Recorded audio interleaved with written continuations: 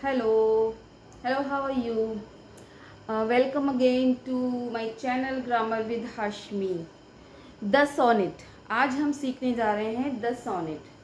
Graduation के exam start होने वाले हैं और सेकंड सेमेस्टर स्टार्ट है और हमें जो है ऑब्जेक्टिव क्वेश्चंस जो है इसमें आएंगे। ठीक है, तो जो सेकंड सेमेस्टर्स में जो आपकी फॉर्म्स ऑफ पोइट्री हैं, ठीक है, वो आज हम यहाँ पर सीखेंगे।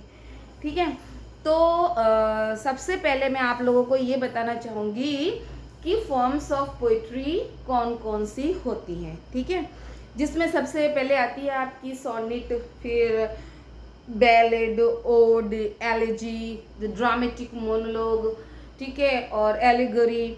ठीक है, और एक दो और हैं, ठीक है, जो इस वक्त दिमाग में नहीं है, वो मैं आपको मैंने एक जो है छोटा सा शॉर्ट बना करके भी अपनी शॉर्ट्स में डाला हुआ है, वहाँ आपको ये आपकी जो फॉर्म्स ऑफ पोइट्री है वो मिल जाएंगी। ठीक है, धीरे धीरे करके मैं आपको हर एक फॉर्म को डिटेल में समझाऊंगी। ठीक है, तो आज हम जो समझने जा रहे हैं वो है हमारा द सोनेट। ठीक है, द सोनेट जो है उसकी डेफिनेशन क्या होती है, वो क्या होता है, what is the sonnet. Sonnet को अगर कोई पूछे कि भाई सोनेट क्या है, ठीक है, तो सोनेट होती है a sonnet is a poem of 14th line, यानी कि एक सोनेट में 14 लाइनें होती हैं और ये किस में लिखा जाता है, रिटन इन इयम्बिक पेंटामीटर। ठीक है, इयम्बिक पेंटामीटर में लिखा जाता है और उसका जो पैटर्न होता है वो होता है 10 सिलेबस ईच लाइन। ठीक है, जो पर लाइन पर जो होता है 10 सिलेबस होते हैं। अब आप लोग ये पूछेंगे कि पहली बात तो ये है कि ये पेंटामीटर पैटर्न क्या है और दूसरी बात ये है कि ये सिलेबस क्या होता है। ठीक है, तो ये चीज़ मैं आप लोगों को आज समझाने वाली हूँ। ठीक है, क्योंकि क्वेश्चन इस तरीके से आ सकता है कि पेंटामीटर जो है वो क्या है, इयम्बिक पेंटामीटर, सॉरी मैं वो भूल गई लिखना, ये है इयम्बिक पेंटामीटर। ठीक है, थोड़ा सा बड़ा करके लिखती हूँ, इयम्बिक। ठीक है, इयम्बिक पेंटामीटर। ठीक है, तो हम इस चीज को पहले समझेंगे। तो देखिए, सबसे पहले आप देखिए इसमें आ रहा है पेंटा। ठीक है, आप इस स्टार्टिंग के वर्ड को समझिए, क्या है ये, पेंटा। पेंटा का मतलब होता है 5। ठीक है, पेंटा का मतलब क्या होता है, 5। जैसे हमारा जो 5 भुजाओं वाला वो होता है, शेप होता है, उसको हम पेंटागन कहते हैं, नहीं कहते हैं, तो इसी तरीके से ये पेंटा, तो पेंटा मतलब 5। ठीक है, यानी कि 5 का मीटर। अब ये 5 का मीटर क्या है, वो क्या चीज़ होती है, उसको समझने के लिए आपको थोड़ा सा और डीप जाना पड़ेगा। उसके लिए देखिए मैं आपको एक बात बताती हूँ कि हम कभी कभी कोई वर्ड बोलते हैं, होता तो वो एक वर्ड है, ठीक है, लेकिन उसका साउंड जो है वो 2 तरीके का होता है। मतलब एक वर्ड में 2 साउंड होते हैं। फॉर एग्जाम्पल मैंने बोला ददुम। ठीक है, तो देखो जब हम इसको बोल रहे हैं ना, ददुम, दा तो बड़े आसानी से बोल रहे हैं, मतलब विदाउट किसी प्रेशर से, कोई स्ट्रेस नहीं है।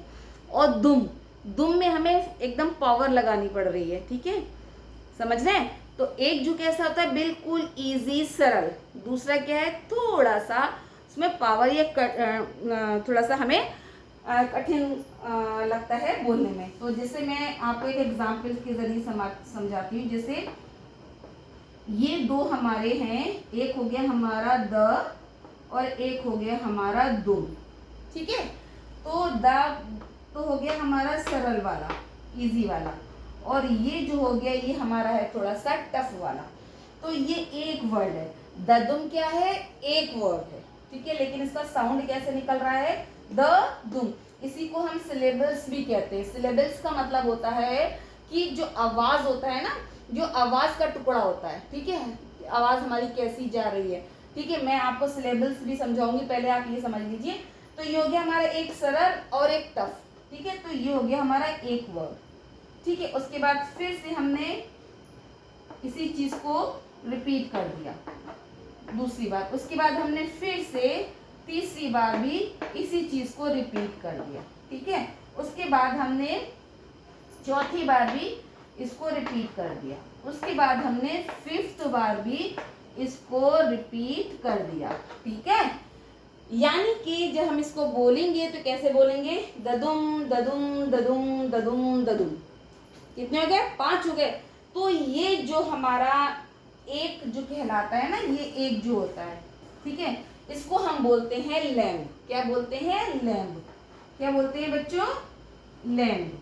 ठीक है, तो जब 5 लैम्ब मिलते हैं तो हमारा एक इयम्बिक पेंटामीटर जो है बनता है। ठीक है, समझ में आया। जब 5 हमारे लैम्ब के टुकड़े जो है आपस में मिलते हैं 5 वक्त टाइम, तो वो हमारा बनता है इयम्बिक पेंटामीटर। ठीक है, जैसे ददुम ददुम ददुम ददुम ददुम, यानी कि 5 से ना ही ज़्यादा हो ना ही उसका कम होना चाहिए। ठीक है, तो आपको समझ में आ गया पेंटामीटर क्या होता है, इयम्बिक पेंटामीटर क्या होता है। उसके बाद आपको बताती हूँ मैं सिलेबल्स।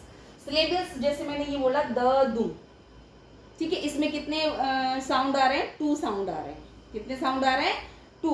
अब जैसे मैं बोलूंगी पेन, पेन में कितने साउंड आ रहे हैं, 1 साउंड आ रहा है। अब मैं बोलूंगी टीचर, तो पहला तो हो गया टी और दूसरा हो गया चर।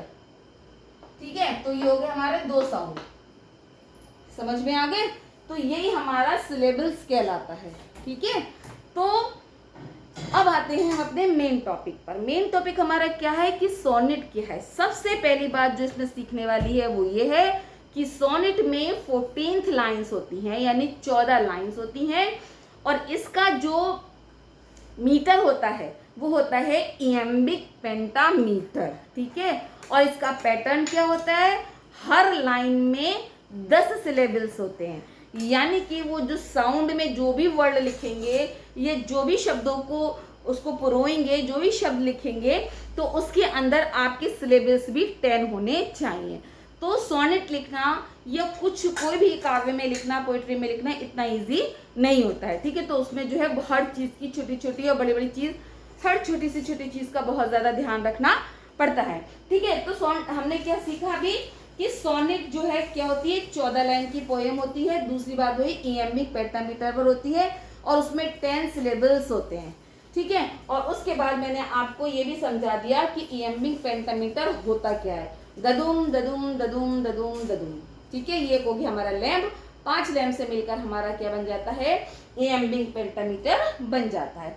ये तो हो गई हमारी बात कि सोनेट क्या है। ठीक है, आप लोग इसका या तो स्क्रीनशॉट कर लीजिए और या फिर जो है आप लोग इसको साथ के साथ लिखते चलिए। ठीक है, वो आपके लिए ज़्यादा बेहतर रहेगा। ठीक है, अब मैं आती हूँ अगले क्वेश्चन पर। ठीक है, ये तो हमने समझ लिया कि सोनेट होता क्या है। सोनेट क्या होता है, 14 लाइन की कविता होती है। ठीक है, जिसके अंदर इयम्बिक पेंटामीटर होता है और 10 जो है सिलेबल्स होते हैं। ठीक है, उसके बाद मैं आपको बताती हूँ कि इसमें क्या होती है, एक क्या होती है, राइमिंग अरेंजमेंट होता है। ठीक है, मैंने अब इसको आपको मैं पहली बात बताती हूँ सोनेट की कि इसमें क्या होता है, 14 लाइन्स होती हैं। ठीक है, दूसरी बात मैंने क्या बताई, ये इयम्बिक पेंटामीटर होता है, पेंटामीटर। ठीक है, इयम्बिक पेंटामीटर। ठीक है, और इयम्बिक पेंटामीटर किससे बनता है, 5 लैम्ब्स से बनता है। ठीक है, और 5 लैम्ब का मतलब क्या हो गया, ये जो मैंने आपको बताया, 1 2 3 4 और ये हो गया आपका 5। ठीक है, लेकिन उसमें ये चीज बहुत ध्यान देने वाली होगी, लैम्ब के अंदर वही लैम्ब कहलाएगा जो पहला वाला वर्ड होगा वो सॉफ्टली आवाज निकलेगी और अगला वाला जो होगा वो स्ट्रेस वाला होगा। ठीक है, तो ये हमारा दूसरी बात हो गई। अब हम आते हैं अपने तीसरी बात पर। तीसरी बात क्या होती है, इसके अंदर 10 सिलेबल्स होते हैं। क्या होते हैं इसके अंदर, 10 सिलेबल्स होते हैं। ठीक है, सिलेबल्स मैंने आपको बताया, सिलेबल्स होते हैं, मैंने आपको ये बताया कि सिलेबल्स को क्या कहते हैं हम, आवाज का टुकड़ा। क्या बोलते हैं, आवाज का टुकड़ा। ठीक है,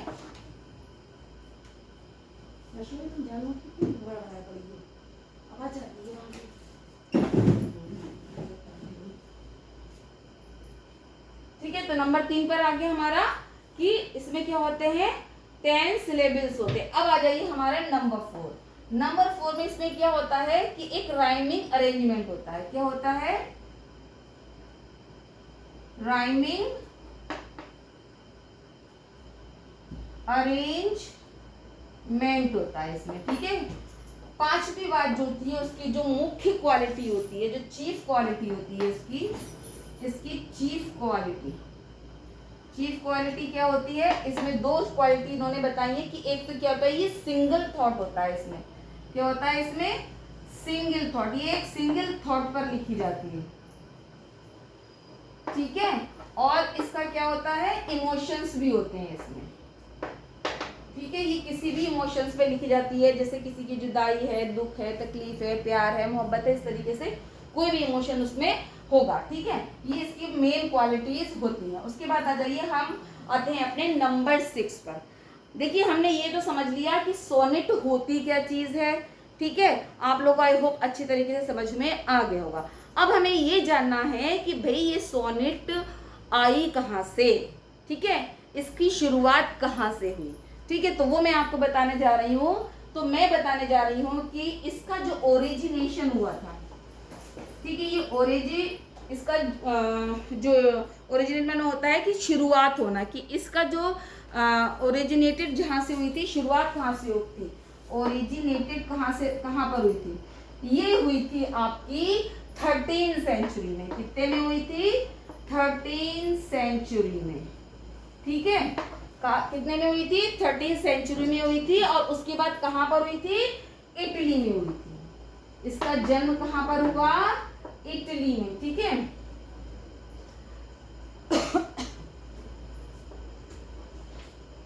ठीक है, ये तो पता चल गया अब हमें कि ये कहां पर इसकी शुरुआत कहां से हुई, इटली से हुई। और सेंचुरी कौन सी थी, 13th सेंचुरी थी। ठीक है, इसके बाद हम इसको ये समझेंगे कि भाई इसके बाद इसका जो सफर है, उसका जो रास्ता है, किस तरीके से आगे आगे बढ़ा। ठीक है, तो हम इसको बढ़ते हैं। 30th सेंचुरी में इसकी क्या हो गई, शुरुआत हो गई। ठीक है, 13th सेंचुरी से उसके बाद जो है 15th सेंचुरी में क्या हुआ, इन 15th सेंचुरी, नंबर 7 में बता रही हूं, इन 15th सेंचुरी। ठीक है, ये 15th सेंचुरी में जो क्या हुआ कि बहुत ज्यादा पॉपुलर हो गई। क्या हो गई, पॉपुलर हो गई। कहां पर, इटली में। ठीक है, इटली में ही ये क्या हो गई, बहुत ज्यादा पॉपुलर हो गई। ठीक है, यानी कि 13th सेंचुरी में ये स्टार्ट हुई और इसको पॉपुलर होने में होते होते इसको कितना हो गया, 15th सेंचुरी हो गई। यानी कि 13, 14, 15, 13, 14, 15। ठीक है, यानी कि 3 सेंचुरीज जो इसमें लगी इसको पॉपुलर होने में। और वो भी कहाँ पॉपुलर हुई, सिर्फ और सिर्फ इटली में। ठीक है, अब इटली के बाद ये इसका क्या हुआ। ठीक है, जब ये 15th सेंचुरी में खूब अच्छी तरीके से इटली में फेमस हो गई, उसके बाद आई हमारी 16th सेंचुरी। 15th सेंचुरी के बाद हमारी क्या आ गई, 16th सेंचुरी। 16th सेंचुरी में क्या हुआ, ये फैलना शुरू हो गई, मतलब इटली से भी फैलना शुरू हो गई। इसने क्या कर दिया, इट स्टार्टेड स्प्रेडिंग। क्या हो गया, ये स्प्रेड होना शुरू हुई। It in 16th century it spreading. ठीक है, ये क्या हो गया, इसका जो है फैलना शुरू हो गया। ठीक है, तो ये जब फैलना इसका शुरू हुआ तो सबसे पहले ये कहां पहुंची, 2 जगह पहुंची। एक तो है हमारा फ्रांस और दूसरा है हमारा स्पेन। ठीक है, इन 2 जगहों पर ये फैल गई। यानी कि इटली से जो है ये कहां पहुंच गई, फ्रांस में और स्पेन में पहुंच गई।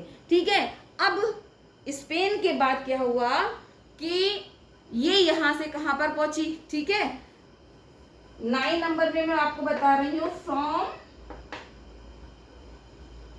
Where it reached in England.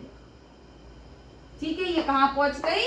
England में पहुंच गई। ये इसका सफर मैंने आपको कब तक का बताया? 16th सेंचुरी तक का बताया। 13 में जो है इसका ओरिजिनेटेड हुआ, 15 तक ये पॉपुलर हो गई इटली में ही। ठीक है, और इटली में ही इसका जो है इसकी शुरुआत हुई थी। उसके बाद जो है 16 में जो है स्पेन और फ्रांस में ये पहुंची, और फ्रांस से ये कहाँ तक पहुंच गई? इंग्लैंड में पहुंच गई। तो ये तो बच्चों थी हमारी इसका सफर। क्या था ये? सोनेट का सफर 13वीं शताब्दी से लेकर के 16वीं शताब्दी तक। ठीक है, अब हम जानेंगे कि भाई शुरुआत तो इटली से ही, लेकिन इसकी शुरुआत की किसने? ठीक है, अब हम आप लोग प्लीज इसका स्क्रीनशॉट जरूर ले लीजिए, क्योंकि ये काम आने वाली चीजें हैं। ये मैंने आपको 9 पॉइंट्स बताए, सोनेट के मैंने आपको 9 पॉइंट्स बताए। अब हम चलते हैं अपने 10 पॉइंट्स के ऊपर। ठीक है,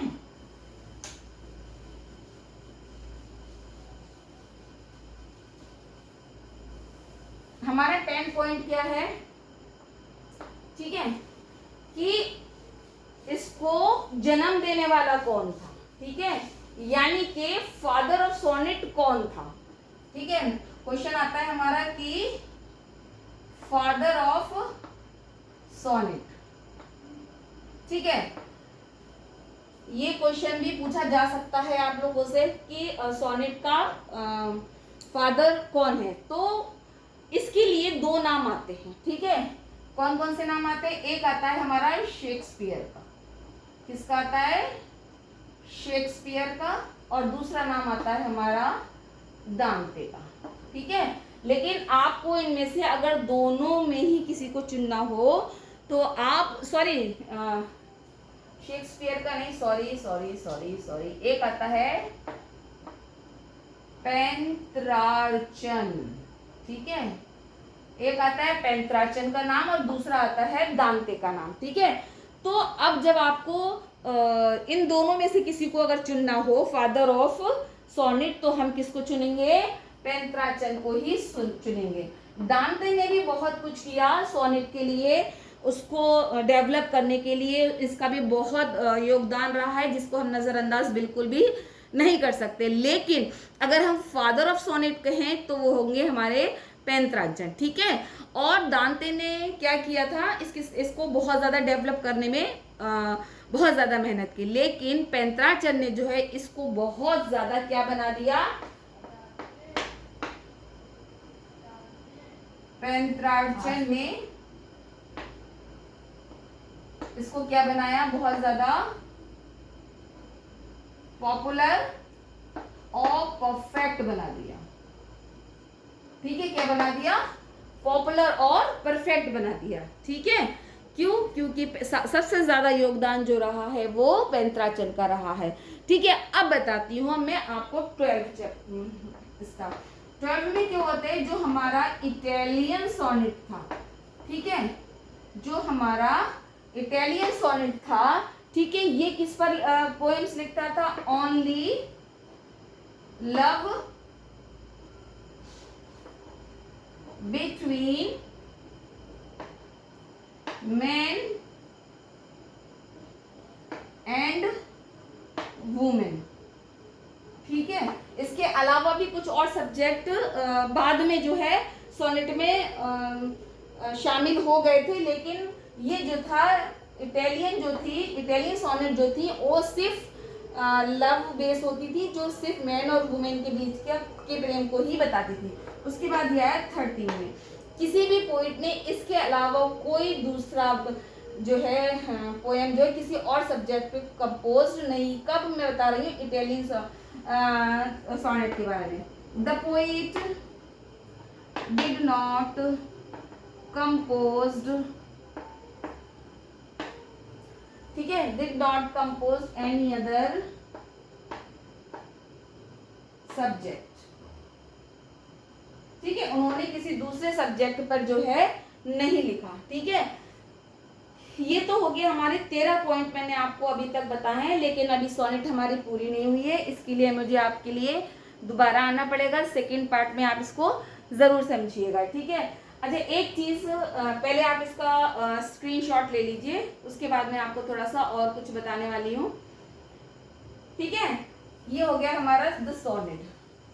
सोनेट की जो मेन चीज़ें थी वो मैंने आपको यहाँ पर बताई, लेकिन अभी सोनेट यहाँ पर खत्म नहीं हुआ है, ठीक है। इसमें बहुत सारे कवि हैं जिन्होंने सोनेट्स लिखे, ठीक है, और उनकी एक अपनी कहानी है, अपनी दास्तान है, ठीक है। लेकिन जो सोनेट में सबसे ज़्यादा पॉपुलर जो हुए वो या तो पेंत्रांचन हुए और शेक्सपियर, इन दोनों ने जो है बहुत ज़्यादा कहना चाहिए पॉपुलैरिटी सोनेट से ली, ठीक है। तो मैं आप लोग को आज एक चीज़ होती है राइमिंग स्कीम, ठीक है। मैं आपको थोड़ा सा बता रही हूँ राइमिंग स्कीम के बारे में। राइमिंग स्कीम में पता है, पहले मैं आपको बताती हूँ शेक्सपियर की, ठीक है।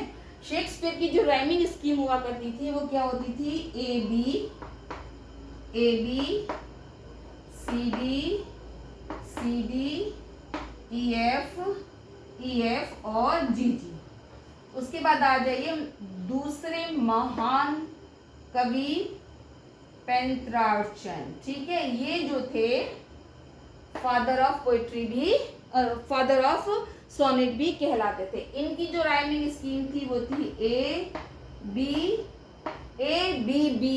ए, ठीक है। उसके बाद फिर से वही रिपीट ए बी ए, ठीक है। ये आपकी हो गई 4 लाइनें। उसके बाद इनकी थी सी डी ई। अच्छा, एक चीज और है कि सोनेट जो है ना 2 भागों में बटा होता है। सोनेट कितने भागों में बटा होता है, 2 भागों में बटा होता है, जिसको पहला बोलते हैं हमारा ऑक्टेव, ठीक है, और दूसरा कहलाता है हमारा सेस्टिव। एक होता है हमारा ऑक्टेव और दूसरा होता है हमारा सेस्टिव, ठीक है।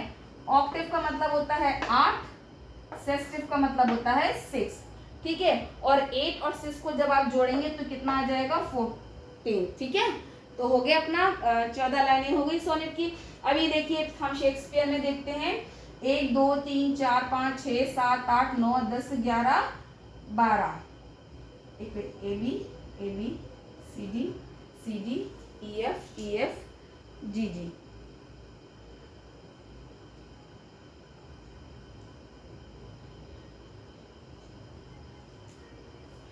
ऑक्टेव और सेस्टिव 2 2 4 2 6 2 8, ठीक है।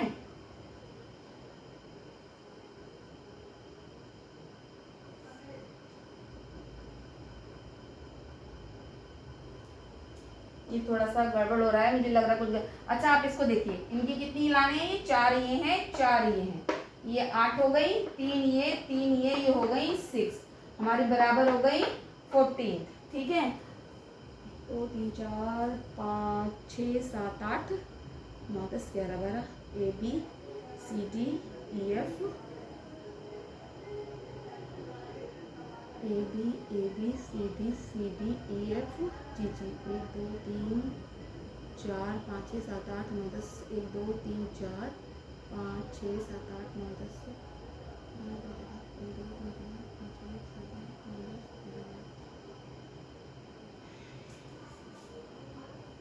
शेक्सपियर वाले में कुछ इसकी राइमिंग स्कीम में शायद कुछ गड़बड़ हो रही है।